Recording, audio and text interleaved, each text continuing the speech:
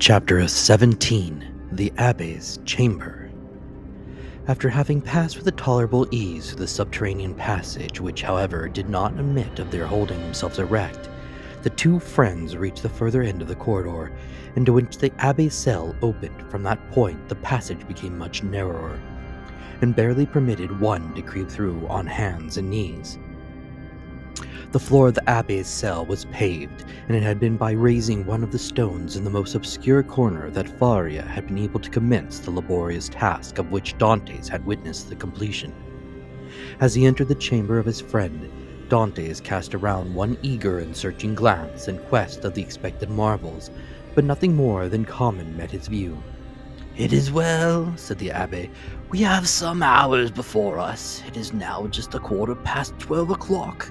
Instinctively, Dantès turned round to observe by what watch or clock the Abbé had been able so accurately to specify the hour. "Look at this ray of light which enters by my window," said the Abbé, "and then observe the lines traced on the wall. Well, by means of these lines, which are in accordance with the double motion of the earth and the ellipse it describes around the sun, I am enabled to ascertain the precise hour with more minuteness than if I possessed a watch, for that I might be broken or deranged in its movements, while the sun and the earth never vary in their appointed paths." This last explanation was wholly lost upon Dantès, who had always imagined, from seeing the sun rise from behind the mountains and set in the Mediterranean, that it moved and not the earth. A double movement of the globe he inhabited, and of which he could feel nothing, appeared to him perfectly impossible. Each word that fell from his companion's lips seemed fraught with the mysteries of science, as worthy of digging out as the gold and diamonds in the mines of Gujarat and Golconda, which he could just recollect having visited during a voyage made in his earliest youth. "Come," said he to the Abbé, "I am anxious to see your treasures." The Abbé smiled and proceeded to disused fireplace, raised by the help of his chisel, a long stone which had doubtless been the hearth, beneath which was a cavity of considerable depth, serving as a safe depository of the articles mentioned to Dantès. "What do you wish to see first?" asked the Abbé. "Oh, your great work on the monarchy of Italy!" Faria then drew forth from his hiding place 3 or 4 rolls of linen, laid one over the other like folds of papyrus. These rolls consisted of slips of cloth about 4 inches wide and 18 long. They were all carefully numbered and closely covered with writing, so legible that Dantès could easily read it, as well as make out the sense, it being in Italian, a language he, as a Provençal, perfectly understood. "There," said he, "there is the work complete. I wrote the word fini at the end of the 68th strip about a week ago. I have torn up 2 of my shirts and as many handkerchiefs as I was master of, to complete the precious pages. Should I ever get out of prison and find in all Italy a printer courageous enough to publish what I have composed, my literary reputation is forever secured." "I see," answered Dantès. "Now let me behold the curious pens with which you have written your work." "Look," said Faria, showing to the young man a slender stick about 6 inches long, and much resembling the size of the handle of a fine paintbrush, to the end of which was tied, by a piece of thread,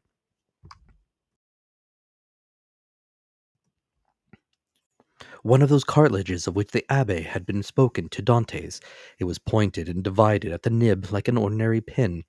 Dantès examined it with intense admiration, then looked around to see the instrument with which it had been shaped so correctly into form.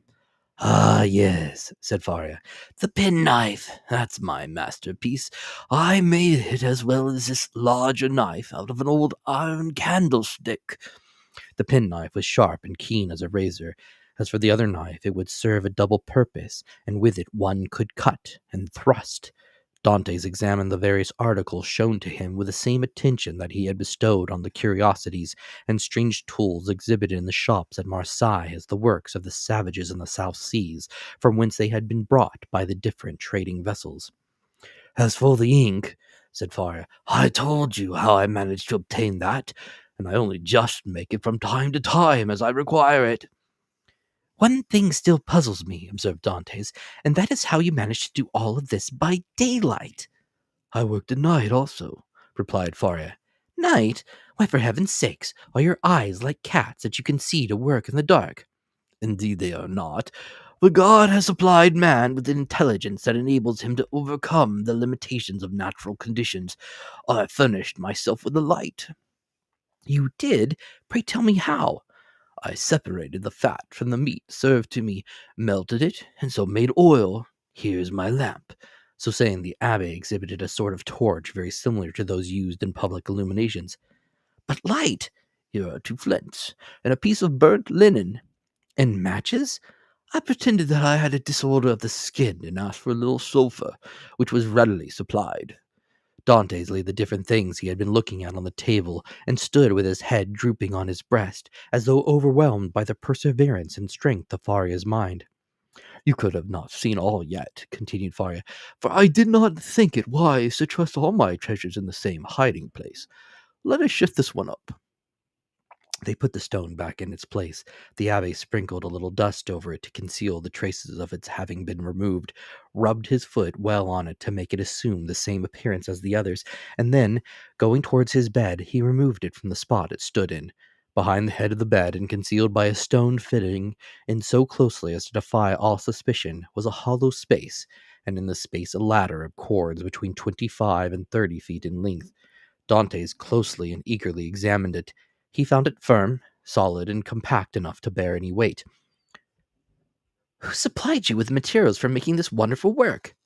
I tore up several of my shirts and ripped out the seams and the sheets from my bed during my 3 years' imprisonment at Fenestrelle, and when I was removed to the Château d'If, I managed to bring the ravelings with me, so that I have been able to finish my work here. And was it not discovered that your sheets were unhemmed? Oh, no, for when I had taken out the threads I required, I hemmed the edge over again. With what?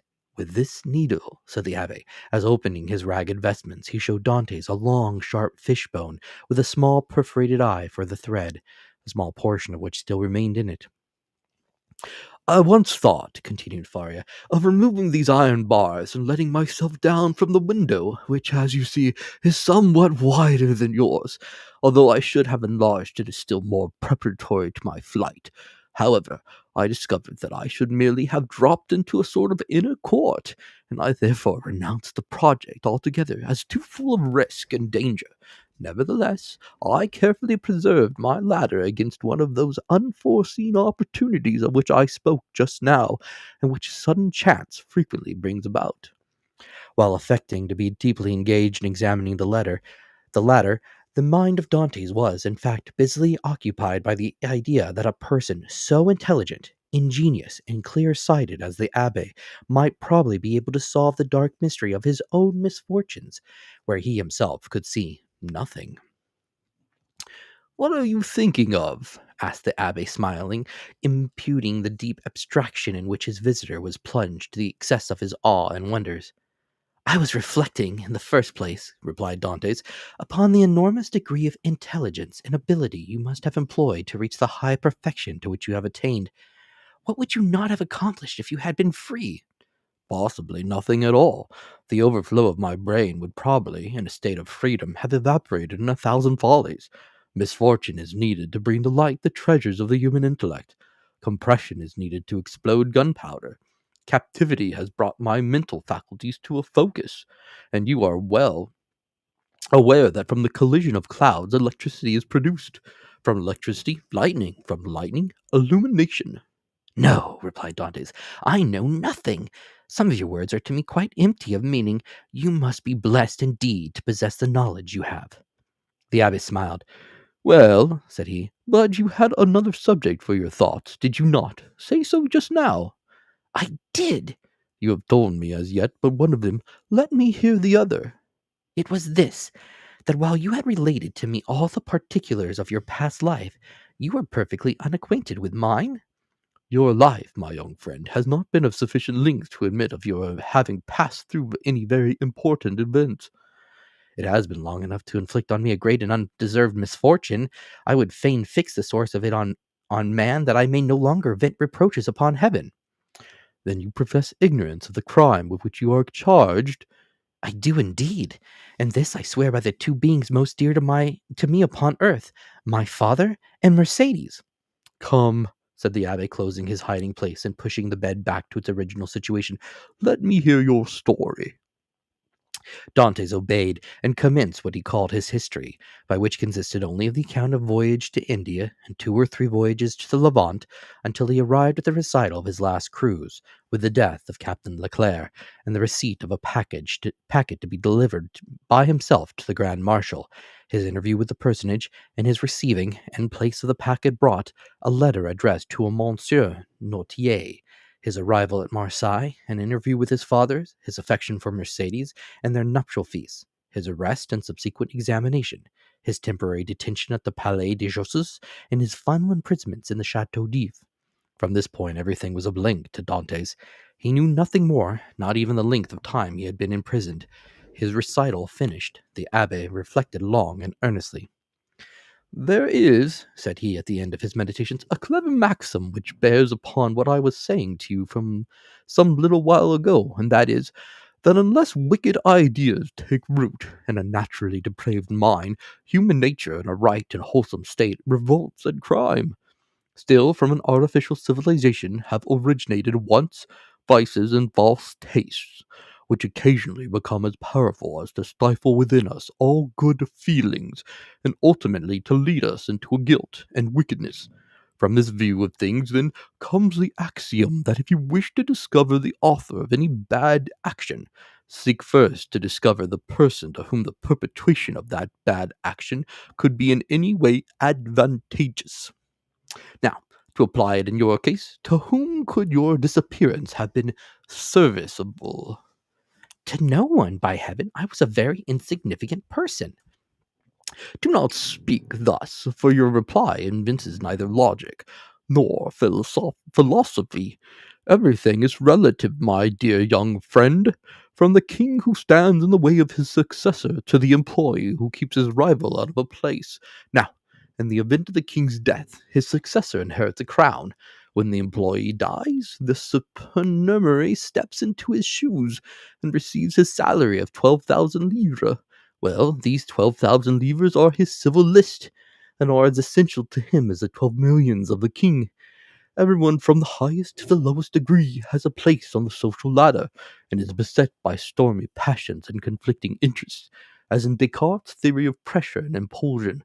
But these forces increase as we go higher, so that we have a spiral which, in defiance of reason, rests upon the apex and not on the base. Now, let us return to your particular world. You say you were on the point of being made a captain of the Pharaon." "Yes." "And about to become the husband of a young and lovely girl." "Yes." "Now, could anyone have had any interest in preventing the accomplishment of these 2 things? But let us first settle the question as to it being the interest of anyone to hinder you from being captain of the Pharaon. What say you?" "I cannot believe such was the case.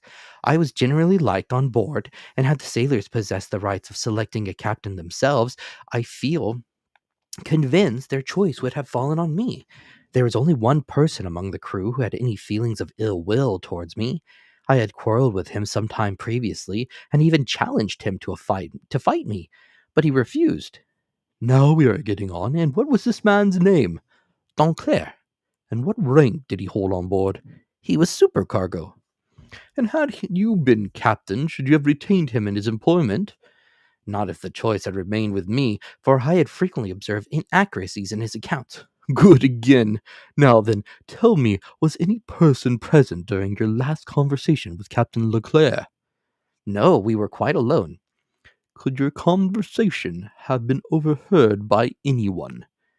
"It might, for the cabin door was open, and stay, now I recollect, Danclair himself passed by just as Captain Leclerc was giving me the packet for the Grand Marshal." "That's better," cried the Abbé. "Now we're on the right scent. Did you take anybody with you when you put into the port on Elba?" "Nobody." "Somebody there received your packet and gave you a letter in place of it, I think." "Yes, the Grand Marshal did." "And what did you do with that letter?" "Put it into my portfolio." "You had your portfolio with you then? Now, how could a sailor find room in his pocket for a portfolio large enough to contain an official letter?" "You're right, it was left on board." Then it was not till your return to the ship that you put the letter in the portfolio. No. And what did you do with this same letter while returning from Porto Ferraio to the vessel? I carried it in my hand, so that when you went on board the Pharaon, everybody could see that you held a letter in your hand. Yes, Donclair as well as the rest. Donclair as well as others. Now, listen to me, and try to recall every circumstance attending your arrest. Do you recollect the words in which the information against you was formulated? Oh, yes, I read it over 3 times, and the words sank deeply into my memory. Repeat it for me. Dantès paused a moment, and said, This is it, word for word. The king's attorney is informed by a friend to the throne and religion that one Edmond Dantès, mate on board the Pharaon, this day arrived from Smyrna after having touched at Naples and Porto Ferraio, has been entrusted by Murat with a packet for the usurper, again by the usurper with a letter for the Bonapartist club in Paris. This proof of his guilt may be procured by his immediate arrest, as the letter will be found either about his person, at his father's residence, or in his cabin on board the Pharaon. The abbé shrugged his shoulders. The thing is as clear as day, said he, and you must have had a very confiding nature, as well as a good heart, not to have suspected the origin of the whole affair. Do you really think so? That would indeed be infamous. How did Dunclair usually write? In a handsome running hand. And how was the anonymous letter written? Backhanded. Again the abbé smiled. Disguised. It was very boldly written, if disguised. Stop a bit, said the abbé, taking up what he called his pen, and after dipping it into the ink, he wrote on a piece of prepared linen with his left hand the first 2 or 3 words of the accusation. Dantès drew back and gazed on the abbé with a sensation almost amounting to terror. How very astonishing! Cried he at length. Why, your writing exactly resembles that of the accusation. Simply because that accusation had been written with the left hand, and I have noticed that. What? That while the writing of different persons done with the right hand varies, that performed with the left hand is invariably uniform. You have evidently seen and observed everything. Oh, let us proceed. Oh, yes, yes. Now, as in regards to the second question. I am listening. Was there any person whose interest it was to prevent your marriage with Mercedes? Yes, a young man who loved her. And his name was? Fernand. That is a Spanish name, I think. He was a Catalan. You imagine him capable of writing the letter? Oh no, he would have more likely have gotten rid of me by sticking a knife into me. That is in a strict accordance with the Spanish character, and an assassination they will unhesitantly commit, but an act of cowardice, never. Besides, said Dantès, the various circumstances mentioned in the letter were wholly unknown to him. You had never spoken of them yourself to anyone? To no one. Not even your mistress? No, not even to my betrothed. Then it is Donclair. I feel quite sure of it now. Wait a minute. Pray, was Donclair acquainted with Fernand? No. Yes, he was, now I recollect. What? To have seen them both sitting at a table together under an arbor at Père Pomfils the evening before the day fixed for my wedding. They were in earnest conversation. Donclair was joking in a friendly way, but Fernand looked pale and agitated. Were they alone? There was a third person with them whom I knew perfectly well, and who had, in all probability, made their acquaintance. He was a tailor named Caderousse, and he was very drunk. Stay, how strange that it should not have occurred to me before. Now I remember quite well that on the table round which they were sitting were pens, ink, and paper. Oh, the heartless, treacherous scoundrels! Exclaimed Dantès, pressing his hand to his throbbing brows. Is there anything else I can assist you in discovering, besides the villainy of your friends? Inquired the abbé with a laugh. Yes, replied Dantès eagerly. I would beg of you, who see so completely to the depths of things, and to whom the greatest mystery seems but an easy riddle, to explain to me how it was that I underwent no second examination, was never brought to trial, and above all was condemned without ever having had sentence passed on me. That is an altogether different and more serious matter, responded the abbé. The ways of justice are frequently too dark and mysterious to be easily penetrated. All we have hitherto done in the matter has been child's play. If you wish me to enter upon the more difficult part of the business, you must assist me by the most minute information on every point. Pray ask me whatever questions you please, for in good truth you see more clearly into my life than I do myself. In the first place, then, who examined you? The king's attorney, his deputy or magistrate. The deputy. Was he young or old? About 6 or 7 and 20 years of age, I should say. So, answered the abbé, old enough to be ambitious, but too young to be corrupt. And how did he treat you? With more of mildness than severity. Did you tell him your whole story? I did. And did his conduct change at all in the course of your examination? He did appear much disturbed when he read the letter that had brought me into his scrape. He seemed quite overcome by my misfortune. By your misfortune? Yes. Then you feel quite sure that it was your misfortune he deplored. He gave me one great proof of his sympathy, at any rate. And that? He burnt the sole evidence that could at all have criminated me. What? The accusation? No, the letter. Are you sure? I saw it done. The alters the case. This man might, after all, be a greater scoundrel than you have thought possible. Upon my word, said Dantès, you make me shudder. Is the world filled with tigers and crocodiles? Yes, and remember that two-legged tigers and crocodiles are more dangerous than the others. Never mind, let us go on. With all my heart, you tell me he burned the letter.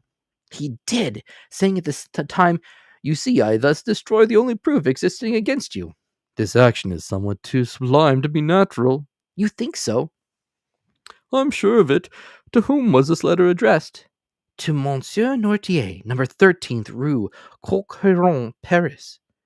Now, can you conceive of any interest that your heroic deputy could possibly have had in the destruction of that letter?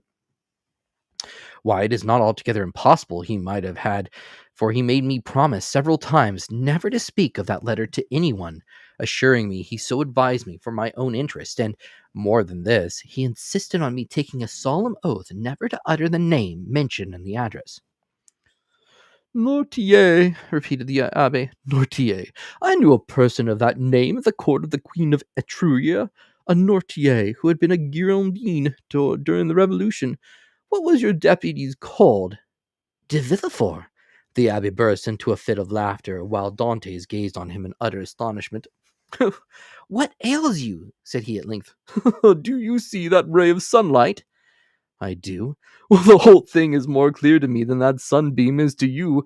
Poor fellow, poor young man. And you tell me this magistrate expressed great sympathy and commiseration for you. He did. And you worthy man destroyed your compromising letter. Yes. And then made you swear never to utter the name of Noirtier. Yes. Why, you poor short-sighted simpleton, can you not guess who this Noirtier was, whose very name he was so careful to keep concealed? Noirtier was his father. Had a thunderbolt fallen at the feet of Dantès, or hell opened its yawning gulf before him, he could not have been more completely transfixed with horror than he was at the sound of these unexpected words. Starting up, he clasped his hands around his head as though to prevent his very brain from bursting, and exclaimed, "His father! His father!" Yes, his father, replied the abbé. His right name was Noirtier de Villefort. As the instants of bright light shot through the mind of Dantès and cleared up all that had been dark and obscure before, the change that had come over Villefort during the examination, the destruction of the letter, the exacted promise, the almost supplicating tones of the magistrate, who seemed rather to implore mercy than to pronounce punishment, all returned with a stunning force to his memory. He cried out and staggered against the wall like a drunken man. Then he hurried to the opening that led from the abbé's cell to his own and said, "I must be alone to think over all of this." When he regained his dungeon, he threw himself on his bed, where the turnkey found him in the evening visit, sitting with fixed gaze and contracting features, dumb and motionless as a statue. During these hours of profound meditation, which to him had seemed only minutes, he had formed a fearful resolution, and bound himself to its fulfillment by a solemn oath. Dantès was at length roused from his reverie by the voice of Faria, who, having also been visited by his jailer, had come to invite his fellow-sufferer to share his supper. The reputation of being out of his mind, though harmlessly and even amusingly so, had procured for the Abbé unusual privileges. He was supplied with bread of a finer, wider quality than the usual prison fare, and even regaled each Sunday with a small quantity of wine. Now this was a Sunday, and the Abbé had come to ask his young companion to share the luxuries with him. Dantes followed. His features were no longer contracted, and now wore their usual expression, but there was in this whole appearance that bespoke one who had come to a fixed and desperate resolve. S- Faria bent on him his penetrating eye. I regret now, said he, having helped you in your late inquiries, or having given you the information I did. Why so? Inquired Dantes. Because it has instilled a new passion in your heart, that of vengeance. Dante smiled. Let us talk of something else, said he. Again the Abbé looked at him, then mournfully shook his head, but in accordance with Dante's request he began to speak of other matters. The elder prisoner was one of those persons whose conversation, like that of all who have experienced many trials, contained many useful and important hints as well as sound information, but it was never egotistical, for the unfortunate man never alluded to his own sorrows. Dantes listened with admiring attention to all he said. Some of his remarks corresponded with what he already knew, or applied to the sort of knowledge his nautical life had enabled him to acquire. A part of the good Abbé's words, however, were wholly incomprehensible to him, but, like the aurora which guides the navigator in northern latitudes, opened new vistas to the inquiring mind of the listener, and gave fantastic glimpses of new horizons, enabling him justly to estimate the delight of an intellectual mind would have in following one so richly gifted as Faria along the heights of truth, where he was so much at home. You must teach me a small part of what you know, said Dantes, if only to prevent your growing weary of me. I can well believe that so learned a person as yourself would prefer absolute solitude to being tormented with the company of one as ignorant and uninformed as myself. If you will only agree to my request, I promise you never to mention another word about escaping. The Abbé smiled. Alas, my boy, said he, human knowledge is confined within very narrow limits, and when I have taught you mathematics, physics, history, and the 3 or 4 modern languages which I am acquainted, you will know as much as I do myself. Now it will scarcely require 2 years for me to communicate to you the stock of learning I possess. 2 years! Exclaimed Dantes. Do you really believe I can acquire all these things in so short a time? Not their application, certainly, but their principles you may. To learn is not to know. There are learners and the learned. Memory makes the one, philosophy the other. But cannot one learn philosophy? Philosophy cannot be taught. It is the application of the sciences of truth. It is like the golden cloud in which the Messiah went up into heaven. Well, then, said Dantes, what shall you teach me first? I am in a hurry to begin. I want to learn. Everything, said the Abbé, and that very evening the prisoner sketched a plan of education, to be entered upon the following day. Dantes possessed a prodigious memory, combined with an astonishing quickness and readiness of conception. The mathematical turn of his mind rendered him apt at all kinds of calculations, while his naturally poetical feelings threw a light and pleasing veil over the dry reality of arithmetical computations, or the rigid severity of geometry. He already knew Italian, and he had also picked up a little of the Romaic dialect during voyages to the East, and by the aid of these 2 languages he easily comprehended the construction of all the others, so that at the end of 6 months he began to speak Spanish, English, and German. In strict accordance with the promise made to the Abbé, Dante spoke no more of escape. Perhaps the delight his studies afforded him left no room for such thoughts. Perhaps the recollection that he had pledged his word, on which his sense of honor was keen, kept him from referring in any way to the possibilities of flight. Days, even months, passed by unheeded in one rapid and instructive course. At the end of a year, Dantes was a new man. Dantes observed, however, that Faria, in spite of the relief his society afforded, daily grew sadder. One thought seemed incessantly to harass and distract his mind. Sometimes he would fall into long reveries, sigh heavily and involuntarily, then suddenly rise and with folded arms begin pacing the confined space of the dungeon. One day he stopped all at once and exclaimed, Ah, if there were no sentinel! There shall not be one a minute longer than you please, said Dantes, who had followed the working of his thoughts as accurately as though his brain were enclosed in crystal, so clear as to display the minutest operations. I've already told you, answered the Abbé, that I loathe the idea of shedding blood. And yet the murder, if you choose to call it so, would be simply a measure of self-preservation. No matter, I could never agree to it. Still, you have thought of it. Incessantly, alas, cried the Abbé. And you have discovered a means of regaining our freedom, have you not? Asked Dantès eagerly. I have, and if it were only possible to place a deaf and blind sentinel in the gallery beyond us. He shall be both blind and deaf, replied the young man, with an air of determination that made his companion shudder. No, no, cried the Abbé, I'm impossible. Dantès endeavored to renew the subject, and the Abbé shook his head in token of disapproval, and refused to make any further response. 3 months passed away. Are you strong? The Abbé asked one day of Dantès. The young man, in reply, took up the chisel, bent it into the form of a horseshoe, and then as readily straightened it. And will you engage not to do any harm to the sentry, except as a last resort? I promise on my honor. Then, said the Abbé, we may hope to put our design into execution. And how long shall we be in accomplishing the necessary work? At least a year. And shall we begin at once? At once. We have lost a year to no purpose, cried Dantès. Do you consider the last 12 months to have been wasted? Asked the Abbé. Forgive me, cried Edmond, blushing deeply. Tut, tut, answered the Abbé. Man is not but man, after all, and you are about the best specimen of the genus I have ever known. Come, let me show you my plan. The Abbé then showed Dantès the sketch he had made for their escape. It consisted of a plan of his own cell and that of Dantès, with the passage which united them. In this passage he proposed to drive a level as they do in mines. This level would bring the 2 prisoners immediately beneath the gallery where the sentry kept watch. Once there, a large excavation would be made, and one of the flagstones with which the gallery was paved be so completely loosened that at the desired moment it would give way beneath the feet of the soldier, who, stunned by his fall, would be immediately bound and gagged by Dantès before he had power to offer any resistance. The prisoners were then to make their way through one of the gallery windows, and to let themselves down from the outer walls by means of the Abbé's ladder of cords.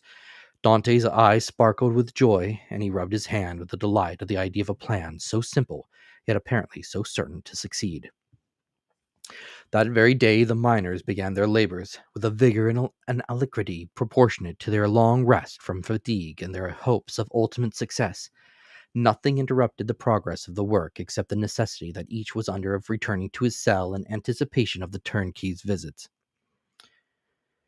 They had learned to distinguish the almost imperceptible sound of his footsteps as he descended towards their dungeons, and happily never failed of being prepared for his coming. The fresh earth excavated during their present work, and which would have entirely blocked up the old passage, was thrown by degrees, and with the utmost precaution, out of the window in either Faria's or Dantès' cell. The rubbish being first pulverized so finely that the night wind carried it far away without permitting the smallest trace to remain. More than a year had been consumed in this undertaking, the only tools for which had been a chisel, a knife, and a wooden lever. Faria still continued to instruct Dantès by conversing with him, sometimes in one language, sometimes in another, at others relating to him the history of nations and great men who from time to time have risen to fame and trodden the path of glory. The Abbé was a man of the world, and had, moreover, mixed in the first society of the day.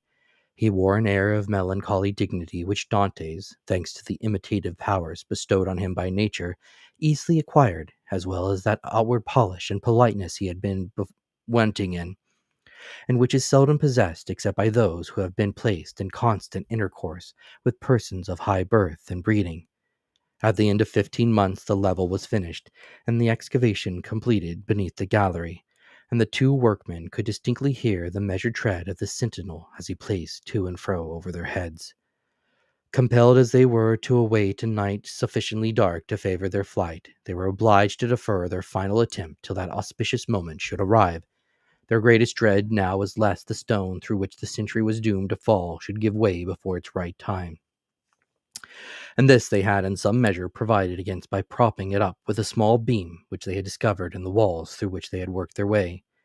Dantès was occupied in arranging this piece of wood when he heard Faria, who had remained in Edmond's cell for the purpose of cutting a peg to secure the rope ladder, called to him in a tone indicative of great suffering. Dantès hastened to his dungeon, where he found him standing in the middle of the room, pale as death, his forehead streaming with perspiration, and his hands clenching tightly together. Gracious heavens! Exclaimed Dantès. What is the matter? What has happened? Quick, quick! Returned the abbé. Listen to what I have to say. Dantès looked in fear and wonder at the livid countenance of Faria, whose eyes, already dull and sunken, were surrounded by purple circles, while his lips were white as those of the corpse, and his very hair seemed to stand on end. Tell me, I beseech you, what ails you? Cried Dantès, letting his chisel fall to the floor. Alas, faltered the abbé, all is over for me. I am seized with a terrible, perhaps mortal illness. I cannot feel that the paroxysm is fast approaching. I had a similar attack the year previous to my imprisonment. This malady admits but of one remedy. I will tell you what that is. Go into my cell as quickly as you can. Draw out one of the feet that supports the bed. You will find it has been hollowed out for the purpose of containing a small vial you will see there half filled with a red-looking fluid. Bring it to me, or rather, no, I may be found here. Therefore, help me back to my room while I have the strength to drag myself along. Who knows what may happen, or how long the attack may last? In spite of the magnitude of the misfortune which thus suddenly frustrated his hopes, Dantès did not lose his presence of mind, but descended into the passage, dragging his unfortunate companion with him. Then, half carrying, half supporting him, he managed to reach the abbé's chamber, when he immediately laid the sufferer on his bed. Thanks, said the poor abbé, shivering as though his veins were filled with ice. I am about to be seized with a fit of catalepsy. When it comes to its height, I shall probably lie still and motionless as though dead, uttering neither sigh nor groan. On the other hand, the symptoms may be much more violent and cause me to fall into fearful convulsions, foam at the mouth, and cry out loudly. Take care my cries are not heard, for if they are, it is more than probable I shall be removed to another part of the prison, and we will be separated forever. When I become quite motionless, cold, and rigid as a corpse, then, and not before, be careful about this, force open my teeth with the knife, pour from 8 to 10 drops of the liquor contained in the phial down my throat, and I perhaps revive. Perhaps, exclaimed Dantès in grief-stricken tones. Help! Help! Cried the abbé. I die! So sudden and violent was the fit that the unfortunate prisoner was unable to complete the sentence. A violent convulsion shook his whole frame. His eyes started from their sockets. His mouth was drawn on one side. His cheeks became purple. He struggled, foamed, dashed himself about, and uttered the most dreadful cries, which, however, Dantès prevented from being heard by covering his head with the blanket. The fit lasted 2 hours. Then, more helpless than an infant, and colder and paler than marble, more crushed and broken than a reed trampled underfoot, he fell back, doubled up in one last convulsion, and became as rigid as a corpse. Edmond waited till life seemed extinct in the body of his friend, then taking up the knife, he with difficulty forced open the closely fixed jaws, carefully administered the appointed number of drops, and anxiously awaited the result. An hour passed away, and the old man gave no sign of returning animation. Dantès began to fear he had delayed too long ere he administered the remedy, and thrusting his hands into his hair, continued gazing on the lifeless features of his friend. At length a slight color tinged the living cheeks. Consciousness returned to the dull, open eyeballs. A faint sigh issued from the lips, and the sufferer made a feeble effort to move. He's saved! He's saved! Cried Dantès in a paroxysm of delight. The sick man was not yet able to speak, but he pointed with evident anxiety towards the door. Dantès listened, and plainly distinguished the approaching steps of the jailer. It was therefore near 7 o'clock, but Edmond's anxiety had put all the thoughts of time out of his head. The young man sprang to the entrance, darted through it, carefully drawing the stone over the opening, and hurried to his cell. He had scarcely done so before the door opened, and the jailer saw the prisoner seated as usual on the side of his bed. Almost before the key had turned in the lock, and before the departing steps of the jailer had died away in the long corridor he had to traverse, Dantès, whose restless anxiety concerning his friend left him no desire to touch the food brought him, hurried back to the abbé's chamber, and raised the stone by pressing his head against it. Was soon beside the sick man's couch. Faria had now fully regained his consciousness, but he still lay helpless and exhausted. I did not expect to see you again, said he feebly to Dantès. And why not? Asked the young man. Did you fancy yourself dying? No, I had no such idea. but knowing that all was ready for flight, I thought you might have made your escape." The deep glow of indignation suffused the cheeks of Dantès. "Without you? Did you really think me capable of that?" "At least," said the abbé, "I now see how wrong such an opinion would have been. Alas, alas, I am fearfully exhausted and debilitated by this attack." "Be of good cheer," replied Dantès. "Your strength will be returned." And as he spoke, he seated himself near the bed beside Faria and took his hands. The abbé shook his head.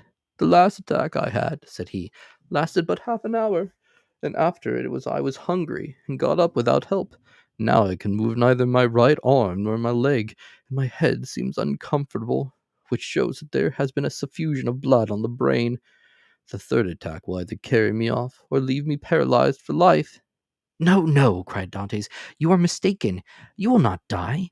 And your third attack, if indeed you should have another, will find you at liberty. We shall save you another time as we have done this, only with a better chance of success, because we shall be able to command every requisite existence." "My good Edmond," answered the abbé, "be not deceived. The attack which has just passed away condemns me forever to the walls of a prison. None cannot fly from a dungeon who cannot walk." "Well, we will walk. A week, a month, 2 months, if need be, and meanwhile your strength will return. Everything is in readiness for our flight, and we can select at any time we choose. And as soon as you feel able to swim, we will go." "I shall never swim again," replied Faria. "This arm is paralyzed, not for a time, but forever. Lift it and judge if I am mistaken." The young man raised the arm, which fell back by its own weight, perfectly inanimate and helpless. A sigh escaped him. "You are convinced now, Edmund, are you not?" Asked the abbé. "Depend upon it, I know what I say. Since the first attack I experienced of this malady, I have continually reflected on it. Indeed, I expected it, for it is a family inheritance. Both my father and grandfather died of it in a third attack. The physician was prepared for me the remedy I have twice successfully taken, with no other than the celebrated Cabernet, and he predicted a similar end for me." "The physician may be mistaken," exclaimed Dantès. "And as for your poor arm, what difference will that make? I can take you on my shoulders and swim for both of us." "My son," said the abbé, "you who are a sailor and a swimmer must know as well as I do that a man so loaded would sink before he had done 50 strokes. Cease then to allow yourself to be duped by vain hopes that even your own excellent heart refuses to believe in. Here, I shall remain till the hour of my deliverance arrives, and that in all human probability will be the hour of my death. As for you who are young and active, delay not on my account, but fly. Go, I give you back your promise." "It is well," said Dantès. "Then I shall also remain." Then rising and extending his hand with an air of solemnity over the old man's head, he slowly added, "By the blood of Christ, I swear never to leave you while you live." Faria gazed fondly on his noble-minded, single-hearted, high-principled young friend, and read in his countenance ample confirmation of the sincerity of his devotion and the loyalty of his purpose. "Thanks," murmured the invalid, extending one hand. "I accept. You may one of these days reap the reward of your disinterested devotion. But as I cannot, and you will not, quit this place, it becomes necessary to fill up the excavation beneath the soldier's gallery. He might, by chance, hear the hollow sound of his footsteps, and call the attention of his officer to the circumstance. That would bring about a discovery which he would inevitably lead to our being separated. Go then, and set about this work, in which, unhappily, I can offer you no assistance. Keep at it all night if necessary, and do not return here tomorrow till after the jailer has visited me. I shall have something of the greatest importance to communicate to you." Dantès took the hands of the abbé in his, and affectionately pressed it. Faria smiled encouragingly on him, and the young man retired to his task, in the spirit of obedience and respect which he had sworn to show towards his aged friend.